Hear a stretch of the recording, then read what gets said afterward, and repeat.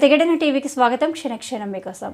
వాంకిడి ఆశ్రమ పాఠశాల 9వ తరగతి విద్యార్థిని శైలజ ఫుడ్ పాయిజన్ కారణంగా ఆసుపత్రిలో చేరి చికిత్స పొందుతూ సోమవారం సాయంత్రం మృతి చెందగా, దీంతో శైలజ మృతదేహాన్ని ఈరోజు వాంకిడి మండలం దాబా గ్రామంలోని ఇంటికి తీసుకొని రాగా, అంబులెన్స్ నుంచి భౌతికాయాన్ని దించనివ్వకుండా బంధువులు అడ్డుకొని నిరసన తెలిపారు.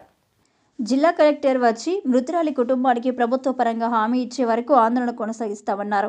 కలెక్టర్ హామీ ఇవ్వడంతో బాలిక పార్థివ దేహాన్ని ఇంట్లో సందర్శన కోసం ఉంచారు. ఈ సందర్భంగా ఆసిఫాబాద్ జిల్లాలో ఎలాంటి అవాంఛనీయ సంఘటనలు జరగకుండా భారీగా పోలీసులు మోహరించారు. వాంకిడి వైపు వెళ్లే వారిని తనిఖీలు చేసి పంపిస్తున్నారు. ఇక కొమరంభీం జిల్లా పోలీసులతో పాటు ఆదిలాబాద్, మంచిర్యాల జిల్లా పోలీసులను కూడా ఉన్నతాధికారులు రప్పించారు. విద్యార్థిని ఇంటికి వెళ్లడానికి జిల్లాలో మీడియాపై సైతం పోలీసులు ఆంక్షలు విధించారు. విద్యార్థిని శైలజ స్వగృహానికి వెళ్లకుండా 10 కిలోమీటర్ల దూరంలో మీడియాను ఆపేశారు. చర్చలు జరుగుతున్నాయి, మీడియాకు అనుమతి లేదని పోలీసులు చెబుతున్నారు. పోలీసుల తీరుపై జర్నలిస్టులు తీవ్ర అసహనం వ్యక్తం చేశారు. దీంతో వాంకిడి మండలంలో ఉద్రిక్తత వాతావరణం నెలకొంది.